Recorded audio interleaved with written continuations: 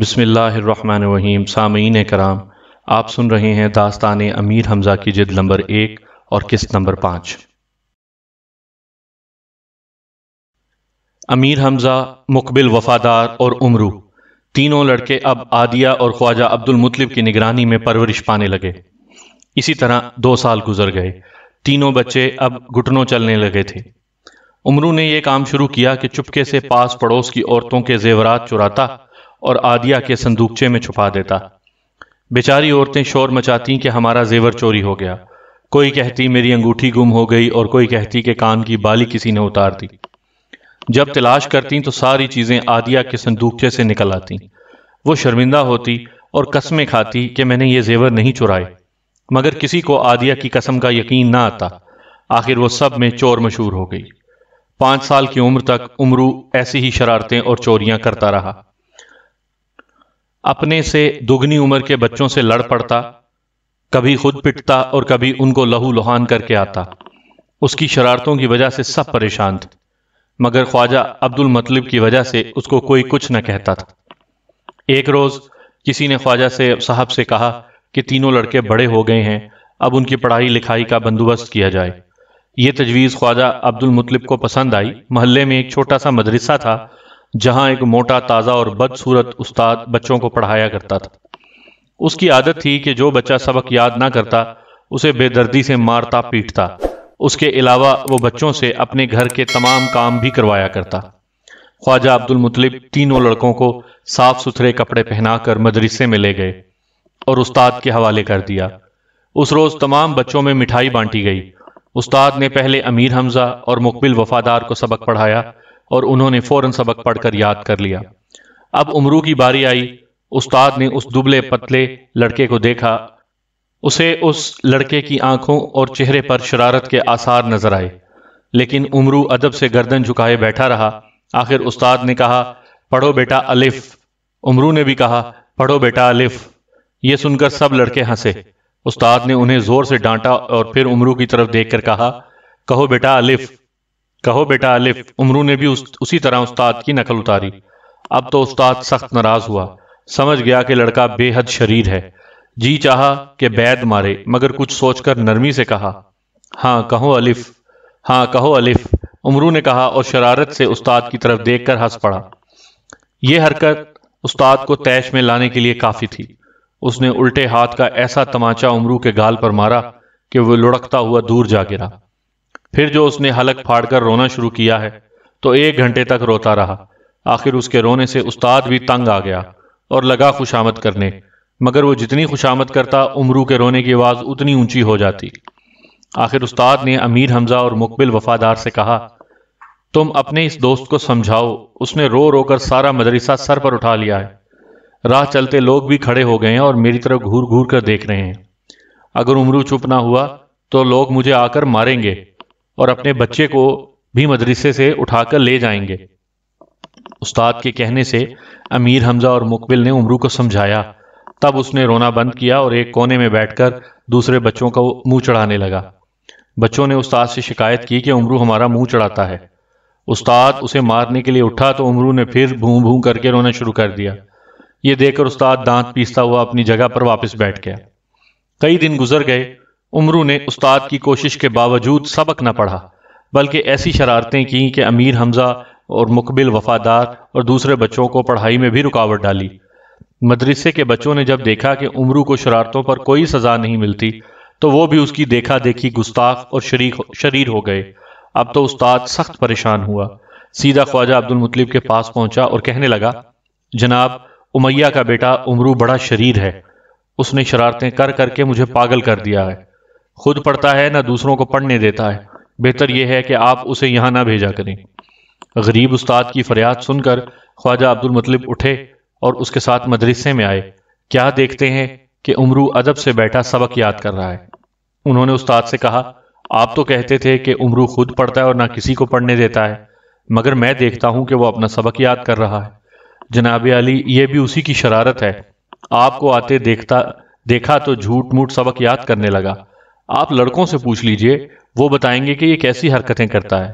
خواجہ صاحب عبد المطلب نے لڑکوں سے امرو کے بارے میں دریافت کیا تو سب نے کہا کہ یہ بہت شیطان ہے، سوائے کھیل کود اور مار دھاڑ کے کچھ نہیں کرتا۔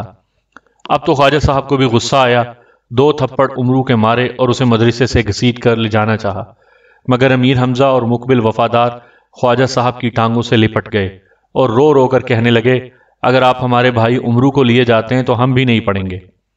خواجہ صاحب نے امیر حمزہ اور مقبل وفادار کو بڑا سمجھایا، لیکن وہ امرو سے الگ ہونے کے لیے کسی طرح آمادہ نہ ہوئے۔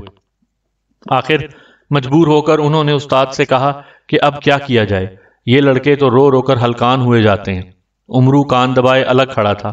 خواجہ عبدالمطلب نے اس سے کہا، امرو شرارتیں چھوڑ دے اور بھلا آدمی بن جا، ورنہ مار مار کر چمڑی ادھیڑ دوں گا۔ امرو نے اپنے استاد اور خواجہ صاحب سے معافی مانگی اور وعدہ کیا کہ آئندہ شرارت نہ کروں گا اور پڑھنے لکھنے میں دھیان دوں گا۔ خواجہ صاحب چلے گئے۔ کئی دن خیریت سے گزر گئے۔ امرو نے کوئی شرارت نہ کی بلکہ محنت سے سبق یاد کیا۔ استاد کو اطمینان ہو گیا کہ اب یہ شرارت نہیں کرے گا، مگر اس بیچارے کو کیا خبر کہ امرو دل ہی دل میں نئی نئی شرارتیں سوچ رہا ہے۔ مدرسے میں پڑھنے والے لڑکے اپنے گھروں سے کھانا لاتے اور جب دوپہر کو 2 گھنٹے کی چھٹی ملتی تو 1 گھنٹے تک سوتے اور جاگنے کے بعد کھا کر پھر پڑھائی میں لگ جاتے۔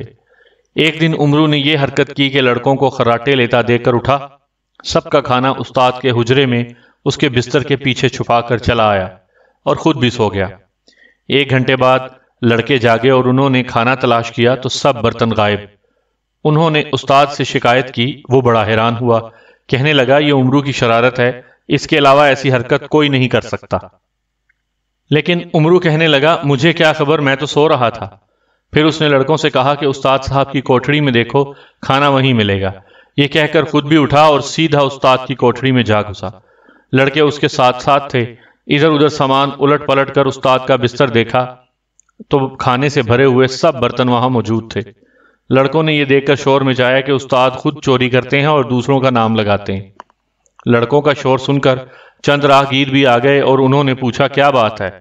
امرو جھٹ سے بول اٹھا، ہمارے استاد بھی عجیب آدمی ہیں، خود لڑکوں کا کھانا چرا کر اپنے بستر میں چھپا دیتے ہیں اور نام میرا لیتے ہیں کہ میں نے یہ حرکت کی ہے۔ بیچارہ استاد ہکا بکا کھڑا امرو کی شکل دیکھ رہا تھا۔ راہگیروں نے بھی اسے شرمندہ کیا اور کہا، استاد ہی چوری کرے گا تو شاگرد کو تو پکے ڈاکو نکلیں گے۔ استاد نے قسمیں کھائیں کہ کھانا میں نے ہرگز نہیں چرایا اور یہ امرو کی شرارت ہے، مگر کسی نے اس کا اعتبار نہ کیا۔ آخر وہ طیش میں آیا اور بیعت لے کر امرو کی طرف لپکا۔ ابھی 3-4 بیعت ہی مارے تھے کہ امرو نے اپنا قصور مان لیا اور کہا، یہ حرکت میں نے ہی کی تھی۔ امرو اب استاد کا دشمن ہو گیا اور ہر وقت بدلہ لینے کی فکر میں رہتا۔ ایک دن موقع مل گیا، چپکے سے استاد کی قیمتی پگڑی اٹھائی اور سیدھا حلوائی کی دکان پر پہنچا۔ اس سے کہا کہ استاد نے اپنی پگڑی بھیجی ہے اور کہا ہے کہ 5 روپے کی مٹھائی دے دو، کل پیسے دے کر پگڑی واپس منگوا لوں گا۔ حلوائی نے پگڑی لے کر مٹھائی ایک ٹوکری میں رکھی اور امرو کے حوالے کی۔ امرو ٹوکری لے کر مدرسے میں آیا تو پہر ہو چکی تھی۔ سب لڑکے اور استاد گہری نیند سو چکے تھے۔ امرو نے ٹوکری استاد کے سرہانے رکھی اور خود بھی سو گیا۔ تیسرے پہر آنکھ کھلی تو استاد نے اپنے سرہانے مٹھائی کی ٹوکری دیکھی۔ قریب ہی امرو بیٹھا تھا۔ اس سے پوچھا، کیوں امرو، تمہیں معلوم ہے یہ ٹوکری کون لایا ہے؟ جناب میرے والد لائے تھے، بہت دیر بیٹھے رہے مگر آپ سو رہے تھے، آخر مجھ سے کہہ کر چلے گئے کہ اپنے استاد کی خدمت میں پیش کر دینا۔ یہ سن کر استاد صاحب بہت خوش ہوئے۔ ٹوکری کھولی تو منہ میں پانی بھر آیا۔ انہوں نے ایک ایک دانہ لڑکوں کو دیا اور 2-3 دانے خود کھا کر ٹوکری اپنی کوٹھڑی میں لے جا کر رکھ دی کہ شام کو گھر لے جائیں گے۔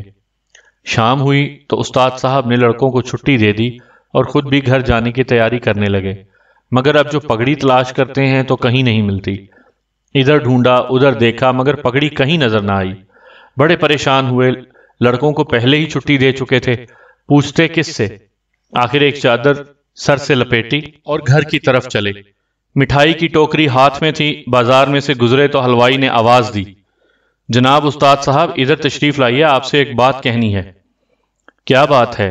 استاد نے حلوائی سے پوچھا۔ حلوائی نے پگڑی نکال کر اس کے سامنے رکھی اور کہنے لگا، حضور آپ پر ہمیں پورا اعتبار ہے، پگڑی بھیجنے کی کیا ضرورت تھی، جب چاہے مٹھائی منگوا لیا کیجیے۔ استاد صاحب نے اپنی پگڑی دیکھی تو ان کا خون کھول اٹھا، کہنے لگے، بھائی یہ تو بتاؤ کہ پگڑی تمہارے پاس کون لایا تھا اور تم نے مٹھائی کتنے کی دی تھی؟ جناب آپ کا ایک شاگرد پگڑی لایا، اس کا نام شاید عمرو ہے، امیہ کا لڑکا ہے، 5 روپے کی مٹھائی ٹوکری میں بندوا کر لے گیا۔ استاد نے کچھ اور نہ کہا اور جیب سے 5 روپے نکال کر حلوائی کو دیے، پگڑی سر پر رکھی اور دل ہی دل میں عمرو کو کوستے ہوئے گھر پہنچے۔ ساری رات غم اور غصے کے مارے استاد کو نیند نہ آئی۔ کئی بار بیوی نے پوچھا کہ معاملہ کیا ہے، لیکن انہوں نے کچھ نہ بتایا۔ اگر اس وقت عمرو ان کے ہاتھ لگ جاتا تو نہ جانے اس کے ساتھ کیا سلوک کرتے، رہ رہ کر دانت پیستے اور بڑبڑاتے تھے۔ ٹھہر جا بچو، جاتا کہاں ہے؟ صبح مدرسے میں کسی طرح آ جا، پھر تیری وہ درگت بناؤں گا کہ ساری عمر یاد رکھے گا۔ عمرو سے انتقام لینے کی دھن میں استاد منہ اندھیرے مدرسے میں آ پہنچے۔ آہستہ آہستہ سب لڑکے بھی آئے، پھر خواجہ عبد المطلب کے ساتھ امیر حمزہ، مقبل وفادار اور عمرو بھی آتے دکھائی دیے۔ خواجہ صاحب کے اشارے پر عمرو نے جھک کر استاد کے پاؤں پکڑ لیے اور اپنی خطا کی معافی مانگی۔ خواجہ عبد المطلب نے جیب سے 10 روپے نکال کر استاد کو دیے اور کہا، 5 روپے مٹھائی کے اور 5 روپے میری جانب سے قبول فرمائیے، میں حمزہ کی سفارش پر آیا ہوں۔ عمرو نے سارا قصہ اپنے دوستوں کو سنایا۔ انہوں نے مجھ سے کہا کہ اب استاد عمرو کی بری طرح ٹھکائی کریں گے، اس لیے میں ساتھ چل کر عمرو کو معافی دلا دوں۔ اسے معاف کر دیجئے، آئندہ شرارت کرے گا تو میں خود اس کی ہڈیاں توڑ دوں گا۔ غرض انہوں نے ایسی باتیں کی کہ استاد کا سارا غصہ جاتا رہا۔ انہوں نے عمرو کو معاف کیا اور کہا، اس دفعہ خواجہ صاحب کی سفارش پر سزا دیے بغیر چھوڑ دیتا ہوں، لیکن آئندہ ہرگز معاف نہ کروں گا۔ 15 روز گزر گئے، عمرو نے اس دوران میں کوئی شرارت نہ کی، بلکہ اسے نیک اور سیدھا بن گیا کہ استاد کو اس کی یہ حالت دیکھ کر حیرت ہوئی۔ شرارت کرنا تو ایک طرف رہا، وہ دوسرے شریر بچوں کو بھی روکتا تھا۔ اب استاد اس سے بہت خوش ہوئے اور انہوں نے آہستہ آہستہ عمرو سے اپنے گھر کے کام لینے شروع کیے۔ ایک دن کسی لڑکے کا باپ نہایت عمدہ کھانا پکوا کر استاد کے لیے لایا۔ استاد نے عمرو کو بلایا اور کہا، عمرو ادھر آ، دیکھ یہ کپڑے میں بندھی ہوئی ایک ٹوکری ہے، اسے ہمارے گھر لے جا، خبردار راستے میں ہرگز نہ کھولنا، اس میں مرغا بند ہے، اگر تو نے کھولا تو نکل کر بھاگ جائے گا۔ جناب میں اتنا بے وقوف نہیں ہوں کہ ٹوکری کھول کر مرغے کو بھگا دوں، عمرو نے جواب دیا۔ آپ اطمینان رکھیے، میں یہ سامان حفاظت سے آپ کے گھر پہنچا دوں گا۔ یہ کہہ کر باہر نکلا اور استاد کے گھر کی طرف چلا۔ کچھ دور جا کر اس نے ٹوکری کھولی، کھجوروں کے حلوے اور بھنے ہوئے گوشت کی خوشبو ناک میں پہنچی۔ بے چین ہو گیا، سوچے سمجھے بغیر سارا کھانا جھٹ پٹ ہڑپ کیا۔ کچھ ہڈیاں بوٹیاں باقی بچیں تو وہ آوارہ کتوں کے آگے ڈال دیں۔ پھر ٹوکری کو اسی طرح کپڑے میں باندھا اور استاد کے گھر کا دروازہ جا کھٹکھٹایا۔ استاد کی بیوی دروازے پر آئی اور پوچھنے لگی، اے لڑکے کہاں سے آیا ہے اور تیرے ہاتھ میں کیا ہے؟ اماں جان میں مدرسے سے آیا ہوں، عمرو میرا نام ہے، استاد نے یہ کھانا بھیجا ہے اور کہا ہے کہ جب تک میں نہ آ جاؤں اسے ہرگز نہ کھولنا، اور ہاں انہوں نے یہ بھی فرمایا ہے کہ آج شام کا کھانا پکانے کی ضرورت نہیں۔ استاد کی بیوی نے ہاتھ بڑھا کر ٹوکری لے لی۔ عمرو نے سلام کیا اور چلا آیا۔ مدرسے میں پہنچ کر استاد سے کہا کہ ٹوکری گھر پہنچا دی ہے، تو نے اسے کھولا تو نہیں تھا؟ استاد نے عمرو کی طرف غور سے دیکھ کر پوچھا۔ نہیں جناب، میں بھلا کیوں کھولتا؟ عمرو نے معصوم چہرہ بنا کر جواب دیا۔ اچھا آج تیری چھٹی، استاد نے کہا اور عمرو اچھلتا کودتا باہر چلا گیا۔ شام کو استاد نے وقت سے کچھ پہلے ہی لڑکوں کو چھٹی دے دی اور خود مزیدار کھانے کی دھن میں جلدی جلدی گھر پہنچے۔ بھوک کے مارے برا حال تھا۔ بیوی سے پوچھا، آج کیا پکایا ہے؟ کچھ نہیں پکایا، تم نے کہلا بھیجا تھا کہ آج کچھ مت پکانا۔ میں نے کہلا بھیجا تھا؟ استاد نے حیرت سے کہا۔ اوفو، تم بھی عجیب باتیں کرتے ہو، خود ہی تو عمرو کو ٹوکری دے کر بھیجا اور کہلایا کہ کھانا مت پکانا، اور اب ایسی الٹی باتیں کر رہے ہو۔ استاد نے ایک لمحے کے لیے سوچا، سمجھ گئے کہ عمرو نے شرارت کی ہے، مگر اس جھوٹ میں فائدہ ہی رہا۔ کھانا پکتا تو خام خواہ ضائع جاتا، ٹوکری خاصی بھاری ہے، اس میں ضرورت سے زیادہ کھانا ہوگا۔ اچھا تم اس ٹوکری میں سے کھانا نکال کر گرم کرو، میں اتنے میں ہاتھ منہ دھو لوں، استاد نے کہا۔ تم خود ہی گرم کر لو، بیوی نے ناراض ہو کر کہا، میں تو ٹوکری کو ہاتھ تک نہ لگاؤں گی۔ تم نے یہ کیوں کہلایا تھا کہ میرے آنے سے پہلے ٹوکری ہرگز نہ کھولی جائے؟ کیا میں اتنی ندیدی ہوں کہ کھانا چرا کر کھا جاتی؟ تم سمجھتی تو ہو نہیں، بیکار لڑتی ہو، استاد نے جھلا کر کہا۔ وہ تو میں نے ایک چال چلی تھی، تمہیں معلوم ہے کہ عمرو کیسا شریر ہے، راستے میں ٹوکری ضرور کھولتا اور کھانا ہڑپ کر جاتا۔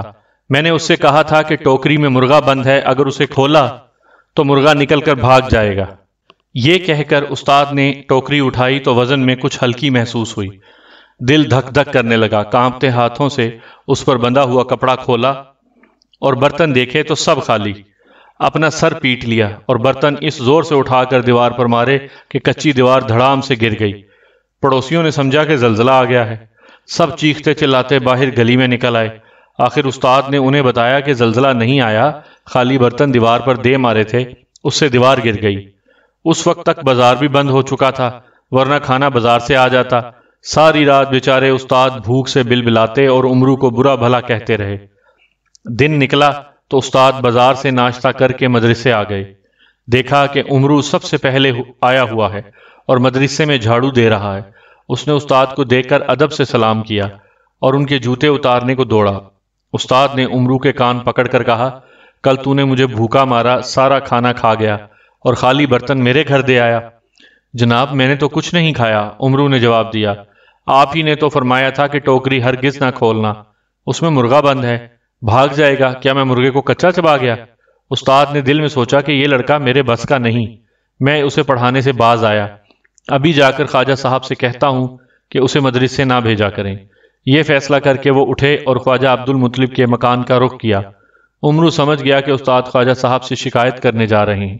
وہ بھاگا بھاگا امیر حمزہ کے پاس پہنچا اور بولا، میں تو یہاں سے بھاگتا ہوں، اب گھر نہیں جاؤں گا، زندگی رہی تو پھر ملیں گے۔ امیر حمزہ اور مقبل وفادار یہ سن کر رو پڑے۔ انہیں عمرو سے بڑی محبت تھی اور ایک لمحے بھی اس کے بغیر نہیں رہ سکتے تھے۔ کہنے لگے، عمرو اگر تو شہر چھوڑ کر جاتا ہے تو ہم بھی تیرے ساتھ چلیں گے۔ یہ کہہ کر دونوں اٹھ کھڑے ہوئے۔ ان کے ساتھ 10-12 لڑکے اور بھی اٹھے اور یہ گروہ شہر سے نکل کر پہاڑوں کی طرف روانہ ہو گیا۔ ایک سنسان پہاڑ کے غار میں سب لڑکے چھپ کر بیٹھ گئے۔ جب شام قریب آئی اور سورج مغرب کی طرف جھکنے لگا تو بھوک کے مارے سب کا برا حال ہوا۔ امیر حمزہ نے عمرو سے کہا، یار تیری وجہ سے ہم یہاں آ گئے اور تو اطمینان سے بیٹھا ہے، ہمارے کھانے پینے کا کچھ انتظام کر۔ یہ کون سی بڑی بات ہے، عمرو نے کہا، میں ابھی شہر جا کر کھانا لاتا ہوں۔ اور وہ غار سے نکل کر دوڑتا ہوا شہر کی جانب چلا۔ ایک کسائی کی دکان کے پچھواڑے چھیچڑے اور ہڈیاں پڑی تھیں۔ اس ڈھیر میں سے اونٹ کی ایک باریک آنت تلاش کی اور زبیدہ نام کی ایک بڑھیا کے مکان پر پہنچا۔ اس بڑھیا نے بہت سی مرغیاں پال رکھی تھیں اور ان کے انڈے بیچ کر گزر اوقات کرتی تھی۔ عمرو دیوار پر چڑھ کر صحن میں کود گیا۔ کچھ فاصلے پر کئی مرغیاں دانا دن کا چگ رہی تھیں اور بڑھیا پیٹ پھیرے بیٹھی تھی۔ عمرو دبے پاؤں مرغیوں کے قریب گیا اور اونٹ کی لمبی آنت کے ایک سرے پر گرا لگا کر مرغیوں کی طرف پھینکی۔ آنت کا ایک سرا اپنے ہاتھ میں پکڑے رکھا۔ ایک مرغی دانا چگتے چگتے ادھر آئی اور آنت کو نگلنے کی کوشش کرنے لگی۔ عمرو نے جھٹ آنت کا دوسرا سرا اپنے منہ میں دبایا اور پھونک ماری۔ آنت میں ہوا بھری تھی تو وہ پھول گئی اور گرا کا پھندا مرغی کے گلے میں اٹک گیا۔ مرغی کے گلے سے آواز تک نہ نکلی۔ عمرو نے بڑھ کر اسے پکڑا اور قمیض کے نیچے چھپا کر دیوار پھاند کر باہر نکل آیا۔ پھر مکان کے پچھواڑے جا کر 4-5 پتھر صحن میں پھینکے۔ بڑھیا گھبرا کر مکان سے باہر نکلی۔ عمرو پھر مکان میں کودا اور انڈوں کی ایک ٹوکری اٹھا کر بھاگ گیا۔ یہاں سے وہ سیدھا ایک کبابی کی دکان پر پہنچا، مرغی اور انڈے اس کے حوالے کیے اور کہا، اس مرغی کے کباب اور ان انڈوں کا حلوہ جلدی جلدی تیار کر دے، 2 روپے کی روٹیاں اور کلچے بھی لگا دے، میں اپنے ساتھ لے جاؤں گا۔ خواجہ عبد المطلب کے ہاں چند مہمان آ گئے ہیں، ان کی دعوت کرنی ہے، اپنا ایک نوکر میرے ساتھ بھیج دے، وہ پیسے لے کر آ جائے گا۔ بیچارے کبابی نے خواجہ عبد المطلب کا نام سن کر سب کام چھوڑا اور جلدی جلدی مرغی ذبح کر کے اس کے کباب بنائے، پھر انڈوں کا حلوہ تیار کیا۔ روٹیاں اور کلچے اس کے پاس پہلے سے تیار تھے۔ سارا کھانا ایک بڑے سے تھال میں لگا کر اپنے نوکر کے ساتھ سر پر رکھوایا اور کہا کہ اس لڑکے کے ساتھ خواجہ عبد المطلب کے گھر چلا جا، کھانا وہاں دے کر جتنے پیسے وہ دیں لے کر آ جانا۔ عمرو جب خواجہ عبد المطلب کے گھر کے قریب پہنچا تو نوکر سے کہا، مہمان دیوان خانے میں بیٹھے ہیں، لا کھانے کا تھال میرے سر پر رکھ دے اور تو خود مکان کے پچھلے دروازے سے اندر چلا جا، وہاں خواجہ صاحب ہوں گے، ان سے پیسے لے لینا۔ نوکر نے ایسا ہی کیا۔ عمرو نے دوڑ لگائی اور غار میں آ کر دم لیا۔ سب لڑکوں نے مزیدار کھانا خوب پیٹ بھر کر کھایا اور اطمینان سے پیر پھیلا کر سو گئے۔ اب ذرا ادھر کی سنیے کہ خواجہ عبد المطلب کے گھر میں کیا ہوا۔ استاد خواجہ کے پاس بیٹھا رو رو کر اپنی داستان سنا رہا تھا اور خواجہ صاحب غصے سے کانپ رہے تھے کہ اتنے میں مرغیاں بیچنے والی بڑھیا بھی آ پہنچی اور شکایت کی کہ امیہ کا بیٹا امرو میرے گھر میں آن کودا اور ایک مرغی اور انڈوں کی ٹوکری اٹھا کر بھاگ گیا۔ خواجہ عبد المطلب نے مرغی اور انڈوں کی قیمت بڑھیا کے حوالے کی اور ابھی وہ دعائیں دیتی ہوئی گھر سے باہر نکلی ہی تھی کہ کبابی کا نوکر آن پہنچا۔ کیا بات ہے، کہاں سے آئے ہو؟ خواجہ صاحب نے پوچھا۔ جناب والا، میں کبابی کا نوکر ہوں۔ تھوڑی دیر پہلے امیہ کا لڑکا امرو ہماری دکان پر ایک مرغی اور انڈوں کی ٹوکری لے کر آیا اور کہا کہ خواجہ عبد المطلب کے ہاں چند مہمان آ گئے ہیں، ان کے لیے اس مرغی کے کباب اور انڈوں کا حلوہ تیار کر دو، اس کے علاوہ 2 روپے کے کلچے اور روٹیاں بھی دے دو۔ ہم نے جلدی جلدی کھانا تیار کیا اور امرو میرے سر پر کھانے کا تھال رکھوا کر یہاں تک آیا اور پھر تھال خود لے گیا اور مجھے آپ کے دیوان خانے میں بیٹھنے کی ہدایت کی۔ اب پتہ چلا ہے کہ یہ چیزیں آپ نے نہیں منگوائی تھیں۔ خدا امیہ کے لڑکے کو غارت کرے، کم بخت چھلاوا ہے چھلاوا، اپنے ساتھ میرے لڑکے حمزہ کو بھی برباد کر رہا ہے، خواجہ عبد المطلب نے دانت پیستے ہوئے کہا۔ پھر کبابی کے نوکر کو بھی پیسے نکال کر دیے۔ وہ سلام کر کے رخصت ہوا۔ اب استاد نے کہا، جناب میں اس لڑکے کو پڑھانے سے باز آیا، آپ امیر حمزہ اور مقبل کو مدرسے میں بھیج سکتے ہیں، لیکن امرو کو میں کسی قیمت پر نہیں پڑھاؤں گا۔ یہ کہہ کر استاد صاحب رونے لگے۔ ملا جی اب تو آپ گھر جائیے، خواجہ صاحب نے کہا، رات ہو گئی ہے، اس وقت امرو اور اس کے دوستوں کو ڈھونڈنا مشکل ہے، صبح مدرسے کے لڑکوں کو بھیجیے، وہ ان کو پکڑ کر لائیں گے، پھر دیکھیے گا میں اس امرو کی کیا درگت بناتا ہوں۔ اگلے روز استاد نے 50-60 لڑکوں سے کہا کہ وہ لکڑیاں اور ڈنڈے لے کر پہاڑ کی طرف جائیں، وہاں امرو اور امیر حمزہ، مقبل، وفادار اور دوسرے لڑکے چھپے ہوئے ہیں، انہیں جا کر پکڑ لائیں۔ لڑکے فوراً روانہ ہو گئے۔ امرو اس وقت پہاڑ کی چوٹی پر بیٹھا تھا۔ اس نے لڑکوں کی فوج کو آتے دیکھا تو خوب ہنسا اور امیر حمزہ سے کہنے لگا، ملا جی نے ہمیں پکڑنے کے لیے فوج بھیجی ہے، آؤ ذرا ان سے 2-2 ہاتھ ہو جائیں۔ یہ سن کر مقبل نے اپنی چھوٹی سی کمان اور تیر نکال لیے۔ امرو نے پتھروں کا ڈھیر جمع کر لیا۔ امیر حمزہ کو اپنے بازوؤں کی قوت پر بھروسہ تھا۔ وہ جانتے تھے کہ کوئی لڑکا ان سے کشتی میں نہیں جیت سکتا، جو بھی ادھر آئے گا اسے اٹھا کر زمین پر دے ماریں گے۔ لڑکوں کی فوج نے امرو اور امیر حمزہ کو گھیرے میں لینے کی کوشش کی تو امرو نے پتھروں کی بارش برسا دی اور مقبل کی کمان سے تیر نکلنے لگے۔ حملہ کرنے والے سب لڑکے گرتے پڑتے وہاں سے بھاگ گئے۔ کئی لڑکوں کے تو کپڑے پھٹ گئے تھے اور کئی زخمی ہو گئے۔ استاد نے اپنے شاگردوں کا یہ حال دیکھا کہ امرو اور حمزہ کو پکڑنے کے بجائے اپنے ہی مرمت کروا کر آئے ہیں، تو انہیں لے کر سیدھا خواجہ عبد المطلب کے پاس پہنچا اور سب حال کہا۔ خواجہ صاحب نے اپنا سونٹا سنبھالا اور استاد کو ساتھ لے کر پہاڑوں کی طرف چل پڑے۔ امرو اور اس کے ساتھی اپنے اپنے مورچوں میں دبکے ہوئے تھے۔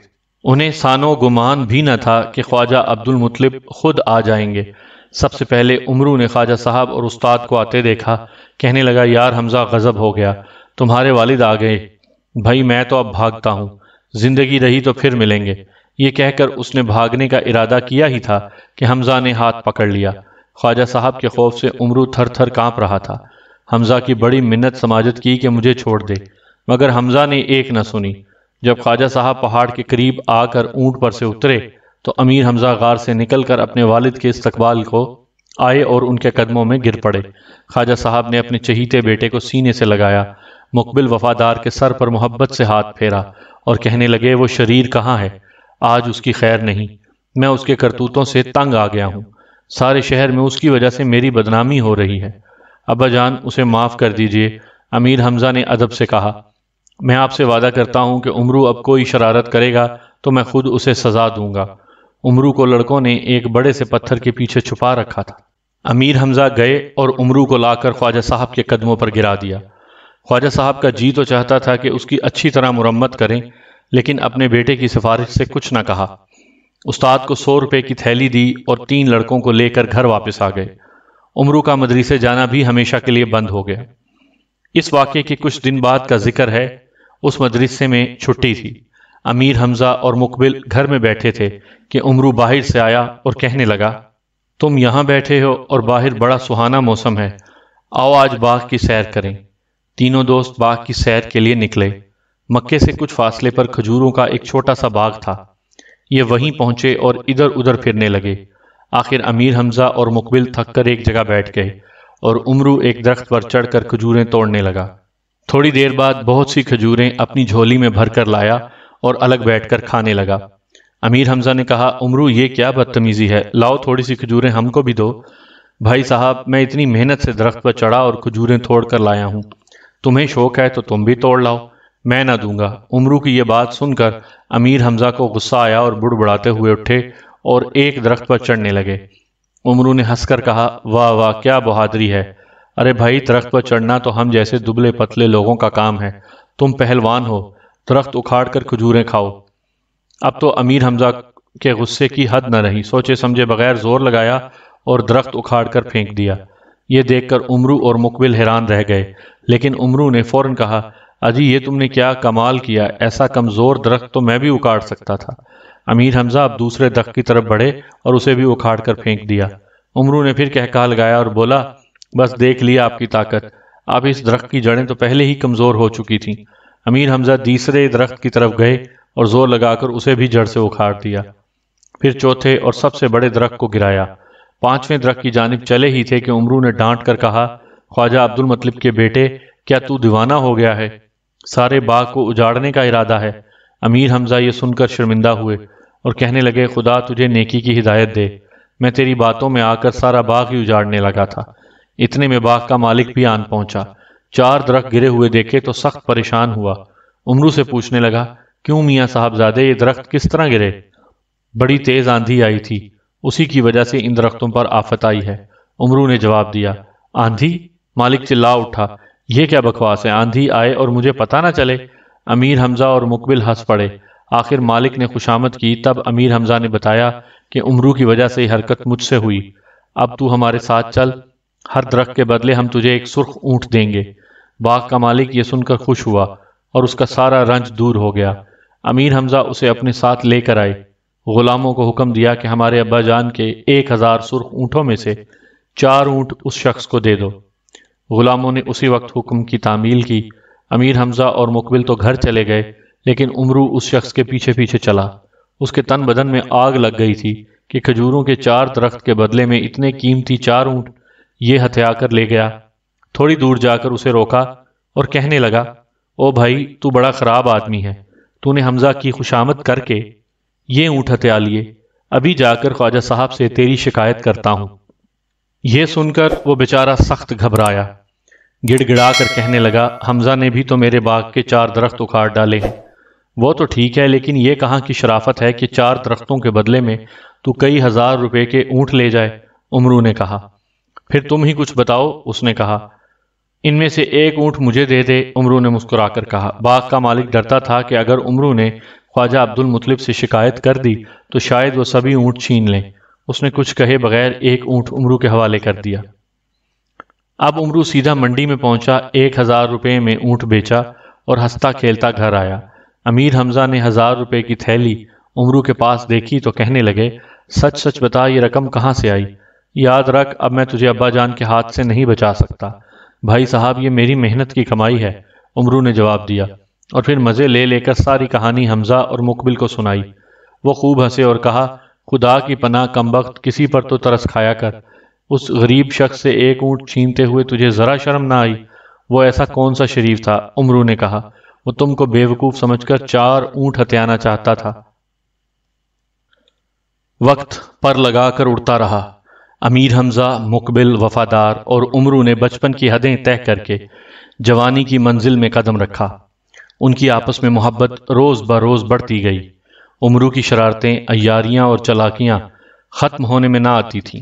اب اس میں ایک خاص بات یہ پیدا ہو گئی تھی کہ وہ ہر وقت کسی نہ کسی طرح دولت حاصل کرنے کے لیے بے چین رہتا۔ اس معاملے میں دوست، دشمن اور چھوٹے بڑے کا خیال بھی نہ کرتا۔ ایک دن جبکہ تینوں دوست اپنے گھر کی چھت پر بیٹھے بازار کی رونق دیکھ رہے تھے کہ ایک جلوس آیا اور شہر سے باہر جانے والے راستے پر چل پڑا۔ امیر حمزہ نے امرو سے کہا، ذرا معلوم تو کرو کہ یہ لوگ شہر سے باہر کس لیے جا رہے ہیں۔ ابھی پتہ کر کے آتا ہوں، امرو نے کہا، اور باہر نکل کر جلوس کے ساتھ ہو لیا۔ پھر آدھ گھنٹے بعد واپس آ کر امیر حمزہ سے کہنے لگا، ہم یہاں بیٹھے ہیں اور شہر کے باہر زبردست میلہ لگا ہے، ملک ملک کے سوداگر آئے ہوئے ہیں، سینکڑوں خیمے لگے ہیں، بڑی رونق ہے۔ ایک سوداگر گھوڑے لے کر آیا ہے، خدا بہتر جانتا ہے ایسے خوبصورت اور طاقتور گھوڑے میں نے پہلے کبھی نہیں دیکھے۔ عمرو نے گھوڑوں کی ایسی تعریف کی کہ امیر حمزہ میلے میں جانے کے لیے بے چین ہو گئے۔ انہیں بچپن ہی سے گھڑ سواری کا شوق تھا اور جوان ہو کر تو وہ بڑے ماہر شہ سوار بن گئے تھے۔ سارے عرب میں ان جیسا شہ سوار کوئی اور نہ تھا۔ انہوں نے اسی وقت عمرو اور مقبل کو ساتھ لیا اور میلے میں جا پہنچے۔ تینوں دوست سب سے پہلے اس سوداگر کے خیمے کی طرف گئے جو گھوڑے لایا تھا۔ اس کے گھوڑے ایک باڑے میں کھڑے تھے۔ امیر حمزہ نے ان گھوڑوں کو دیکھا اور کہا، بہت خوبصورت اور عمدہ جانور ہیں، ہم ان میں سے چند گھوڑے ضرور خریدیں گے۔ وہ گھومتے پھرتے ایک شامیانے کے قریب پہنچے۔ کیا دیکھتے ہیں کہ ایک شاندار امبک گھوڑا شامیانے کے نیچے زنجیروں سے بندھا کھڑا ہے۔ اس کا جسم اتنا خوبصورت تھا کہ امیر حمزہ دیکھتے ہی بے چین ہو گئے اور سوداگر سے کہا، اس گھوڑے کی کیا قیمت ہے؟ سوداگر نے امیر حمزہ کو اوپر سے نیچے تک دیکھا اور ہنس کر بولا، صاحبزادے ابھی جوان ہو، دنیا نہیں دیکھی، جاؤ اپنے ماں باپ کے کلیجے سے لگ کر بیٹھو، تم اس گھوڑے کی سواری کے لائق نہیں۔ کیا تمہیں نظر نہیں آتا کہ اسے میں نے زنجیروں میں جکڑ رکھا ہے؟ یہ کسی کو اپنے نزدیک نہیں آنے دیتا۔ سواری کرنا تو درکنار، اب تک کئی آدمیوں کو دوسری دنیا میں پہنچا چکا ہے۔ سامعین کرام، آپ لوگ سن رہے تھے داستان امیر حمزہ کی جلد نمبر 1 اور قسط نمبر 5۔ قسط نمبر 6 سننے کے لیے اگلی ویڈیو کا انتظار کیجیے۔